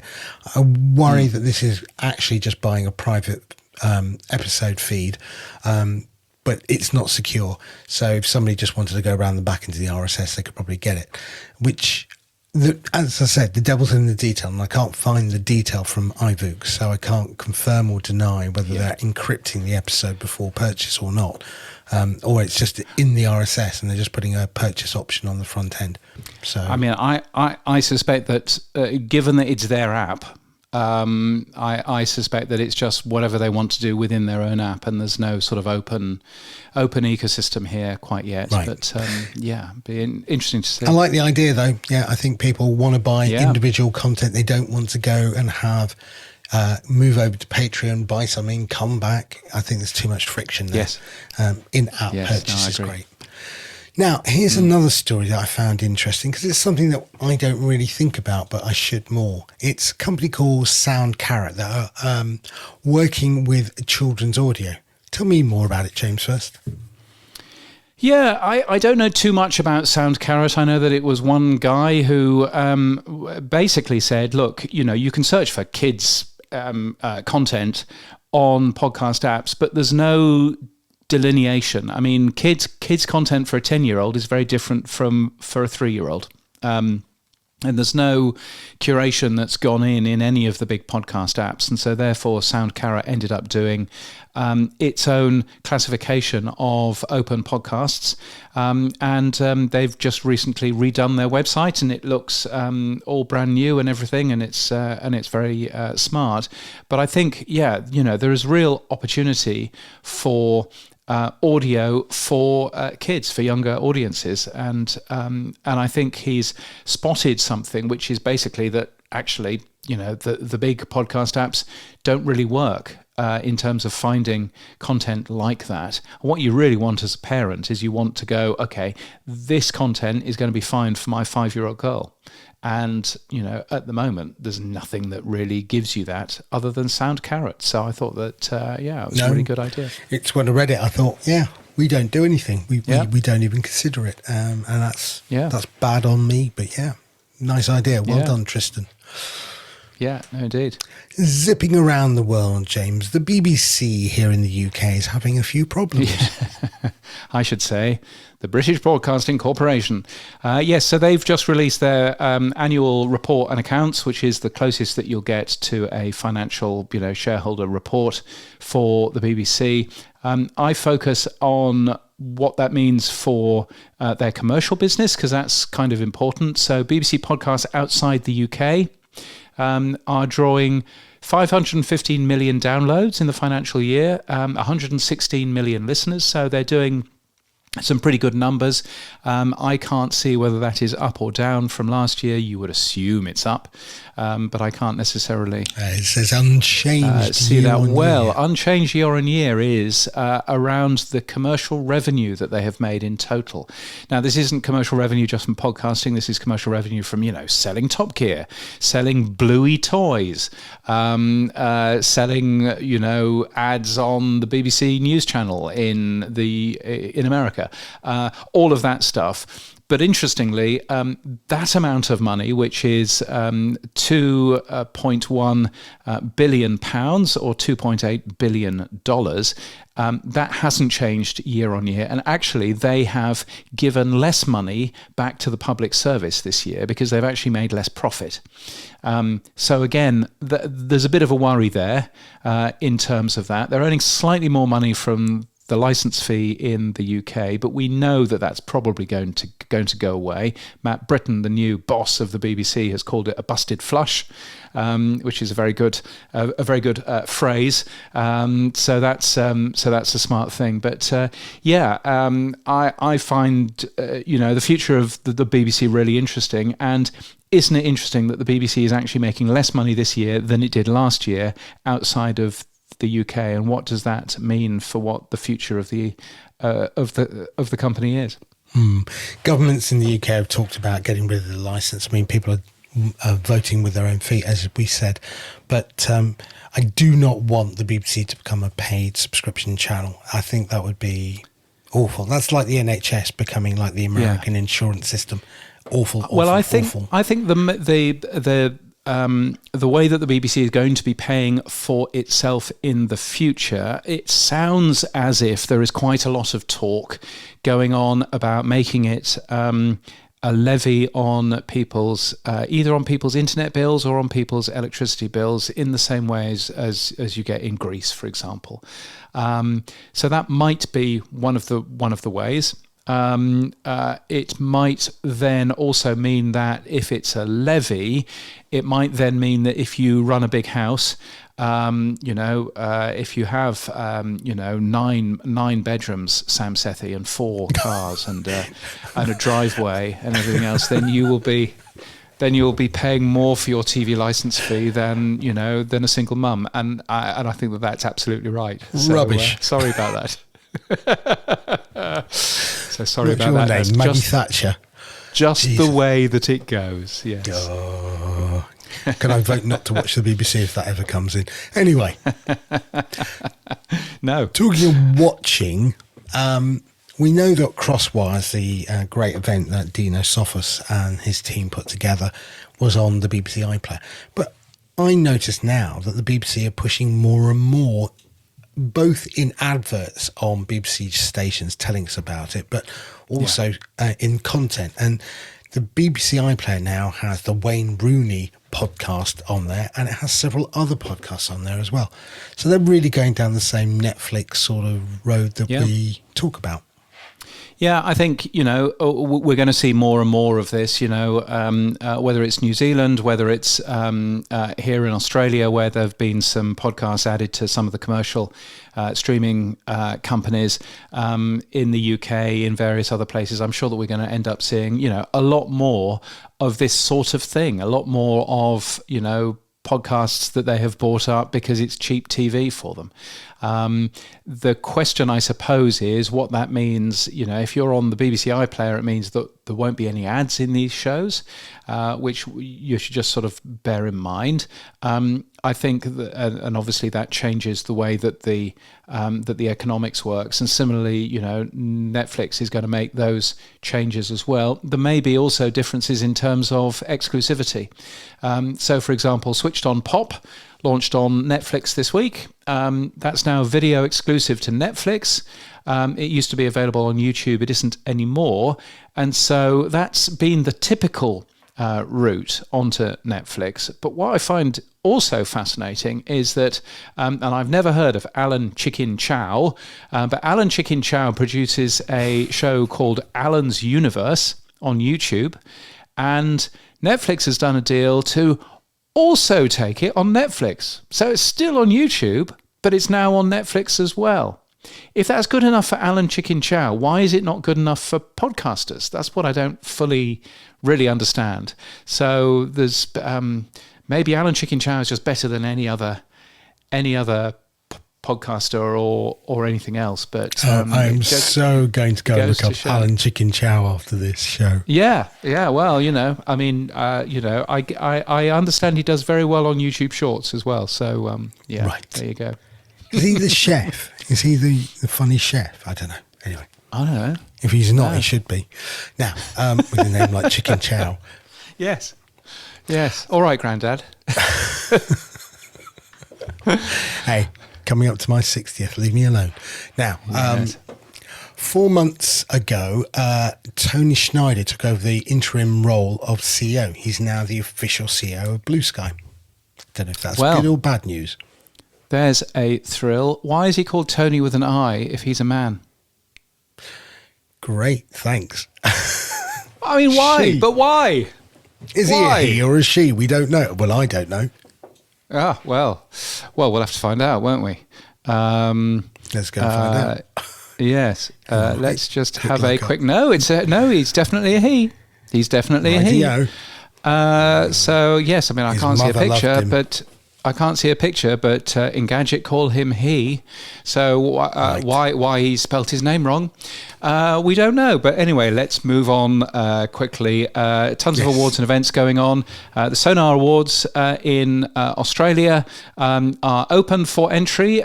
They have a special price for indies of $75. They have asked if I should be entering maybe this show. So who knows? If it's $75, perhaps I might. But you can learn more about that at sonar.com.au, and that's sonar with 2 R's because, why make it easy? The New Zealand Podcast Awards also open as well. You'll be able to start entering in early August, which is good. The Marketing Podcast Network Awards, which are global, are going to be happening they're going to be giving all of the awards away on July the 30th, which is very exciting, live from London and in the US as well, I think. So that's pretty good. Do we know any of the judges, Sam? Yes, Seth Goldstein, one of our power supporters, Gordon Dunster, the organiser. Oh, and yours truly, yes. Oh, very good. Very good. Excellent. Well done you. And tickets if you want to go to a event. The Resonate Podcast Festival is an exciting event, not the one in the US, but the one in Cape Town in South Africa. They are on sale. It's a festival for narrative audio. It'll be held in mid-February 2027. I hear that Cape Town is amazing. It would be in the middle of summer at that point, so might be worth going. I have tried to make myself, very exciting to the organisers. They've not got the hint, so I may have to relook at that. But, if you need anyone to carry your luggage when you get the invite, let me know. I love Cape Town. Yeah, I've never been. I've been to Joburg 3 times now. I've never been to Cape Town. I would like totally to different. go to Cape Town. Yeah. Yes. Oh, I'm sure. I'm sure. So yes, really would like to go. The tech stuff on the Pod News Weekly Review. Yes, it's the stuff you'll find every Monday in the Pod News newsletter. Here's where Sam talks technology, exciting things happening at our sponsor, Buzzsprout. The Buzzcast official podcast from Buzzsprout, the third largest podcast host in the world, is going back to Spotify, James. What? I thought they say they would never do it. Why are they going back? Yes. So there was a 10-minute show. It's a bit like this show. It was a 10-minute show that ended up being 20 minutes long. But Kevin Finn ended up doing part of that. And really, he was basically saying, look, we're working with Spotify now. They're decent. We think that they have much more of a open mind in terms of open podcasting now. They've apparently fixed some lock-in issues that Pod News highlighted in May, and Spotify got very shirty with me highlighting, and I don't think have spoken to me since. So there is always that. So I think that all of that is pretty good. It was an interesting show to watch, actually, or to listen to, or to watch.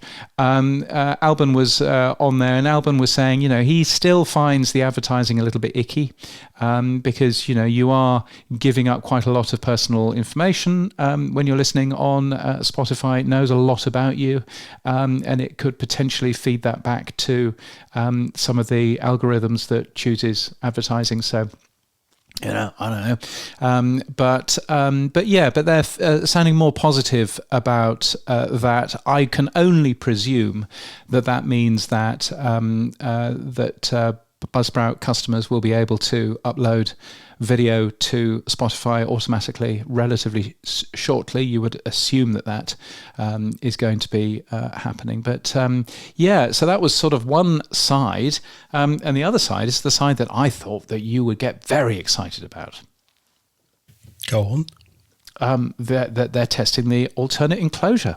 Indeed. Yes. My word. Yes. Well done. Finally. Which is excellent. So you can see the alternate enclosure in, again, the Buzzcast podcast, and you can see, and that essentially means, if you don't know what the alternate enclosure means, that essentially means that other podcast apps, potentially apps like Pocket Casts, Amazon Music, iHeartRadio, True Fans and others can access the video at the same time. So that's pretty good news, I think. Yeah, it's been one of my bugbears that, Justin Jackson at Transistor did a good job, but, Acast still don't support it. And so all this great video they're producing for Apple just gets lost in a Apple only environment, and it's not available anywhere else. So the alternative enclosure will be great for not just video, but also, you can have multiple different audio versions in there. So it's good. It's great news. No, I think that is all good. Now, we also spoke last week to Ryan Williams at Curious about podcast annotations, which I sort of likened to Apple's timed links. We had some feedback. Again, Nathan Gathright was saying that I love structured data as much as the next nerd. I wish this idea the best luck, but I'm convinced that using LLMs to derive data from transcript will remain the purview of players, not feeds. Weirdly, Adam Curry also came in on the back of this. I haven't put the clip in here, James, for us, but he was also saying that he sees LLMs as well as being the way for on-device abstraction of data rather than tags. And I'm like, sorry, didn't you come up with the namespace? But yeah. Yeah. Well, I mean, look, I come at this on a very I come at this basically saying, please, can we copy what Apple did with transcripts? They have LLMs that do all of the transcripts. If you can't be bothered to do them yourself, but if you want to do them yourself, if you want to put additional data into your podcast feed, if you want to add all of this stuff, then please respect what the creator wants. And if the creator can't be bothered, then by all means fill it in with a fancy autocomplete system, which is all that an LLM is. It's a fancy autocomplete system. By all means, fill it in with that. That's fine. But I would much rather that the creator is given the opportunity to do something good first. So that's me, basically. Yeah. And I've got to quick apology to John Spurlock because I misinterpreted what he said. He was not agreeing with Nathan that the LLMs will be the way forward. He was saying fundamentally that I mischaracterized what he'd said. I don't think we should leave it up to LLMs at all. But in practice, it's going to be the app crawlers that chop podcasts up, mark them up using hard work and drive for differentiation, not the publishers themselves with any sort of standard format. So he's sort of saying that at the end of the day, it might not be an AI LLM, but there is a way that we will still have to mark the metadata up. So, yeah. I don't know. I don't know the answers right now. Well, we will see. But I it's fascinating times, isn't it? How much do we leave up to the technology, and how much do we cut the human being out? I think are two separate conversations to have. Now, Podpage, Dave Jackson being there as well, announced an automatic SEO boost tool. What's a boost tool? Yeah, they are doing all kinds of stuff, Podpage. So they've done pretty well 4 things. They've done an automatic SEO boost tool, which is basically it optimizes your titles and your descriptions to make it work better in terms of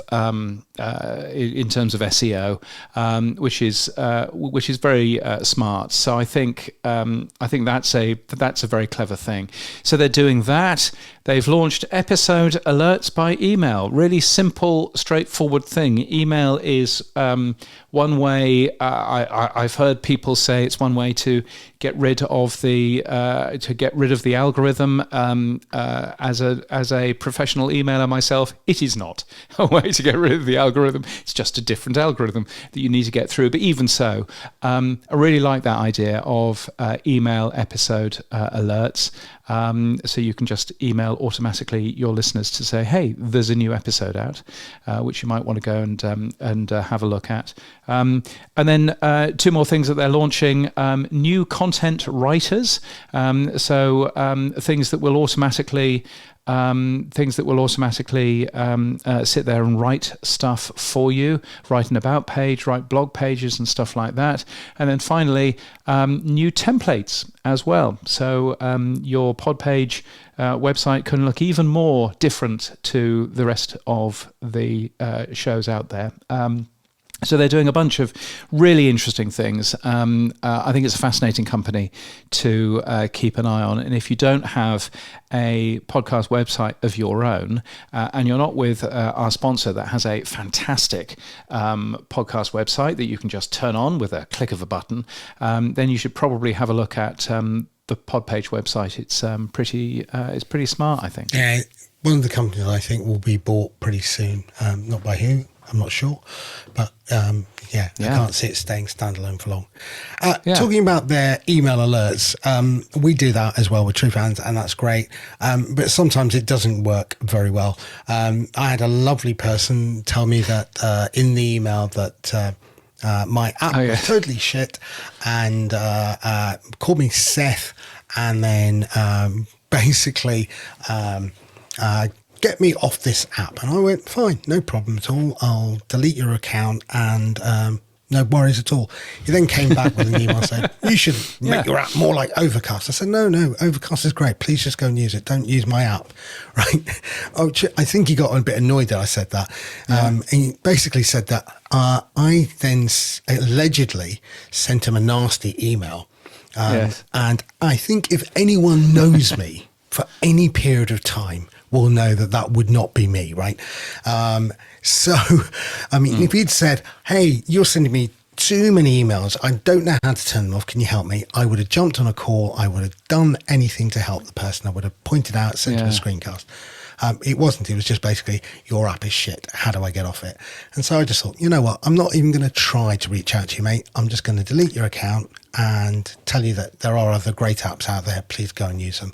And then I said, you know, he then sent me another email and I said, look, if you want to build your own app, please do. It's not, you know, beyond the realms of man. Please go and build your own app. And so he wrote a blog post about it. And I just find it weird.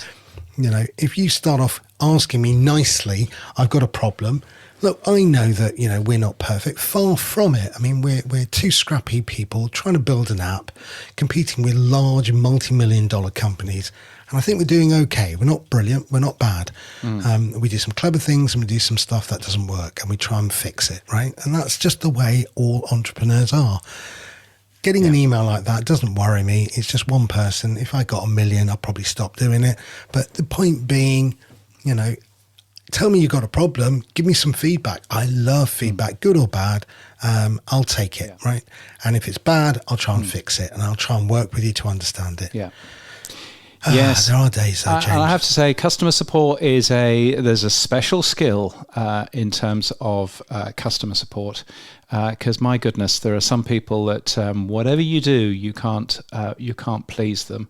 If you do work in customer support, or maybe you lead a support team, or you're just looking to be better in terms of customer experience, there's a podcast that I would recommend, Sam. What's that one?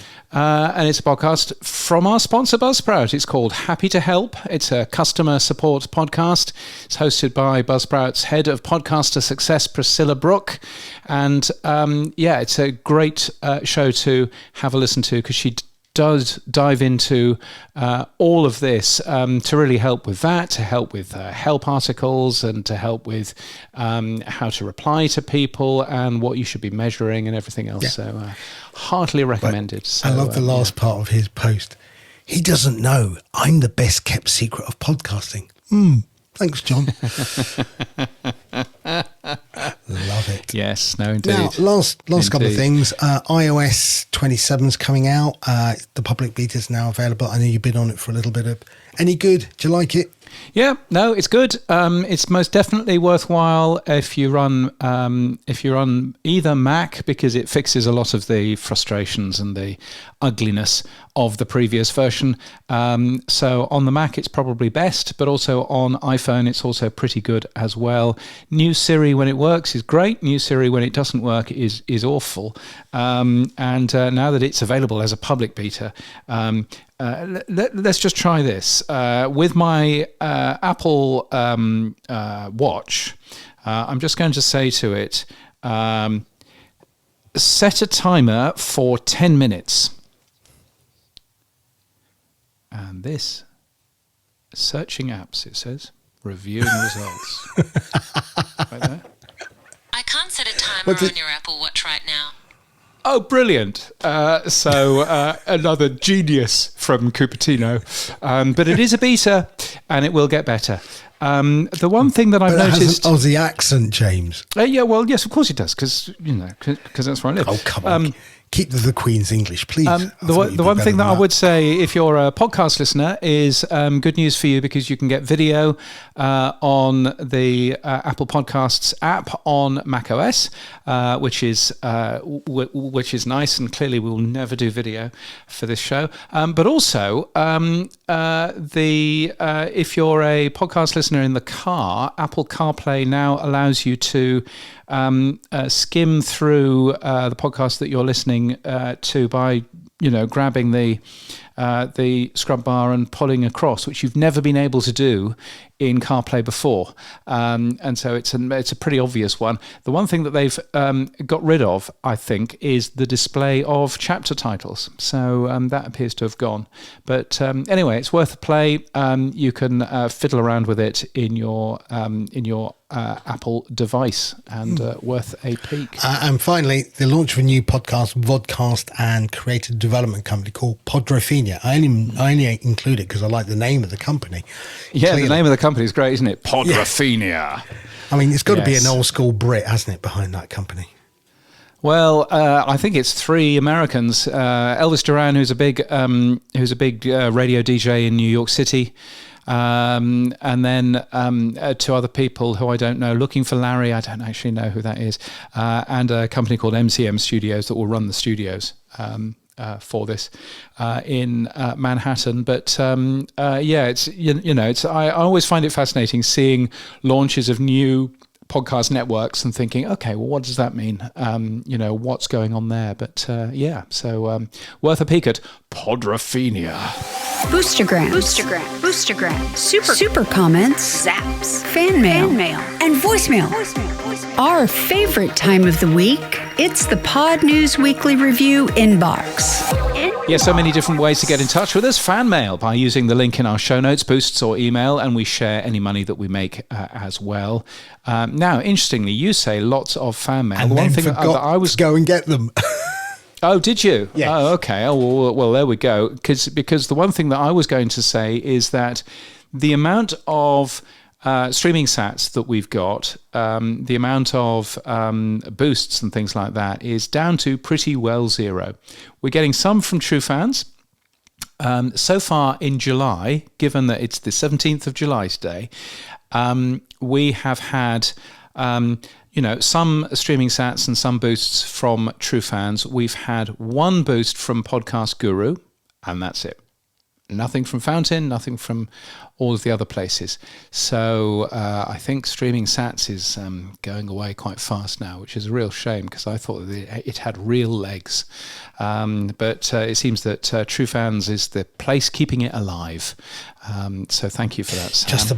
Just about. Anyway, voicemail, which is the stuff that we like the most. We've got one of those, haven't we, Sam? Yes, Seth Goldstein sent us one. Hey, James and Sam, it's Seth from Philly. A power supporter, a proud power supporter. Woo! Was going to mention, they keep forgetting to mention that the MPN, the Marketing Podcast Network Podcast Awards, are happening on the 30th of July at 12 noon Eastern Time online. And if people are interested in attending it live, they can go to MPN. It's MPN-awards.com and register for free to attend the first annual awards. We're going to do this every year.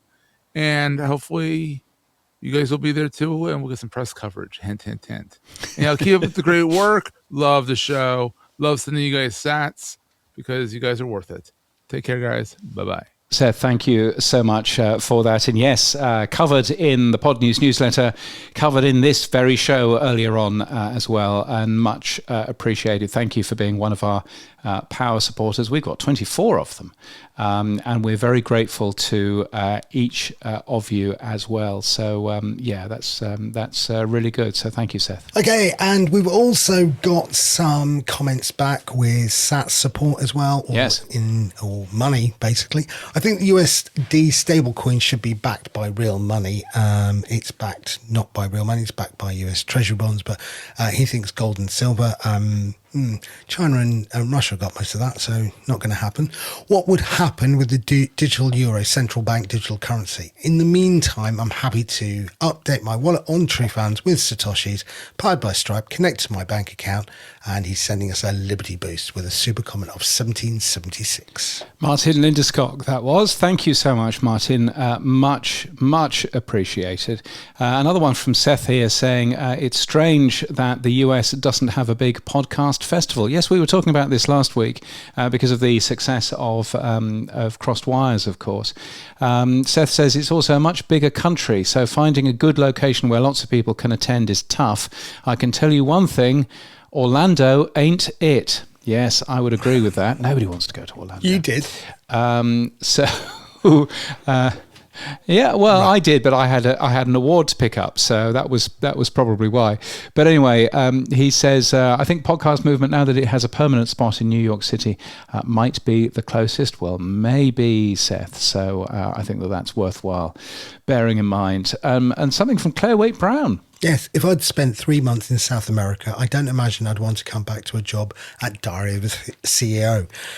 Like the idea of Power Supporters WhatsApp group. Yes, I'll get it done. Yes. Oh, yes. You should get that done. I'll do that now. Yes, and plenty from Neil Velio, which in a typeface which is so small, it's very difficult for me to read. Oh, right. But he basically says lots of exciting things and talking about Diary of a CEO all over again. Yes, I think we should probably leave the Diary of a CEO to Jamie East to talk about rather than to anybody else. He also says, you went to a Boy George gig and then wondered why you were disappointed, Sam. Oh, Neil, come on. I didn't really go to the gig. I basically crashed the gig and then expected him to do his hits and not David Bowie and Bob Marley. I mean, that's the only thing that annoyed me about him. Yes. Yes. Well, there we are. Well, that was last week. What have you been doing this week? I've enjoyed Matt Cundall. He's really knocking out the park with some of his sound off interviews. He had Justin Jackson on this week. It was a really good interview. I enjoyed that. And Rob Greenlee is interviewed Leo Laporte. Again, really like Leo, so that was fun to listen to. I don't know if you heard either of those. Yeah, Leo is excellent. So I should go and take a listen to Leo on the New Media show. That's right, Leo. That would be good to have a listen to. So, we keep talking about Rode being an Australian company and that maybe they should think about sponsoring this show or at least doing something with us.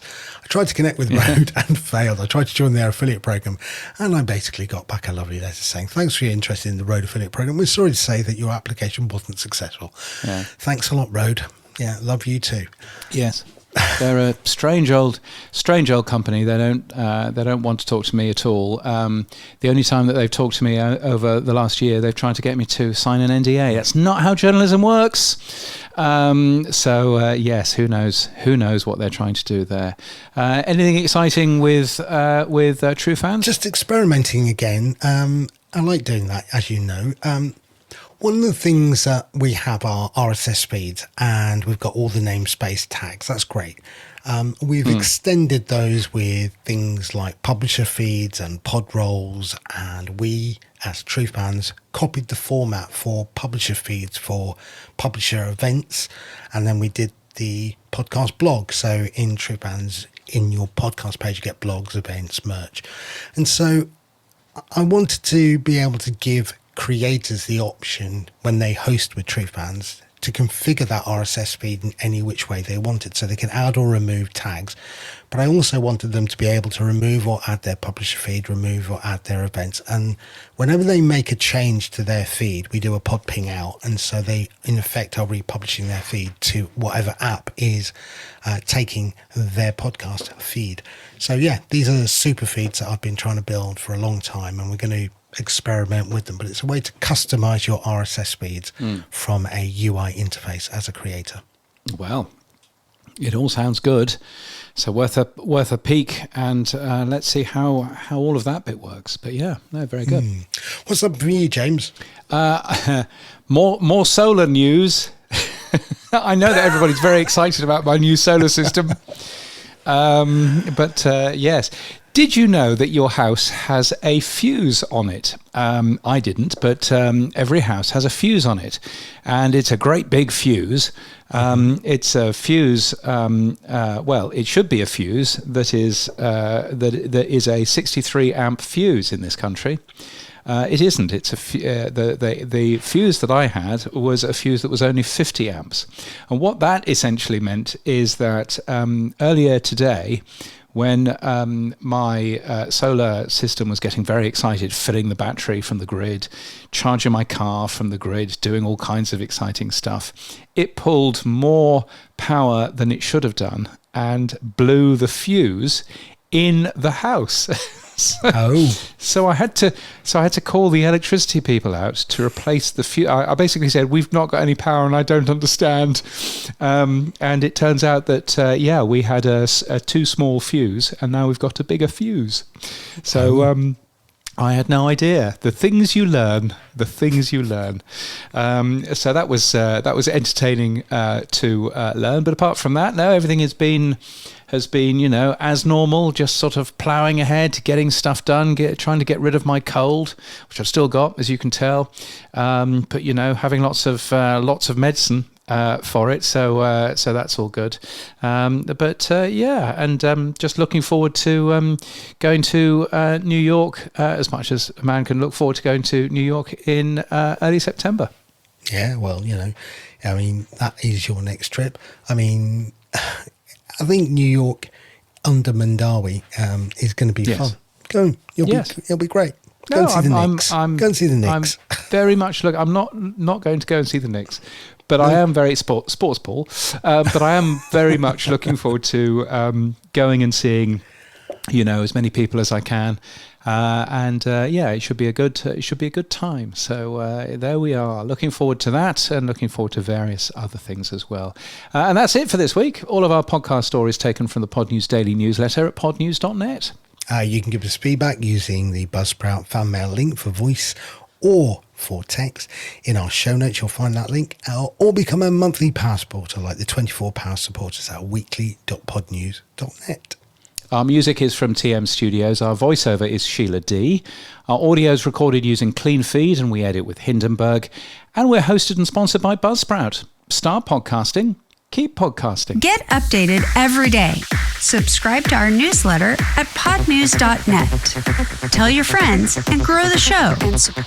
And support us. The Pod News Weekly Review will return next week. Keep listening.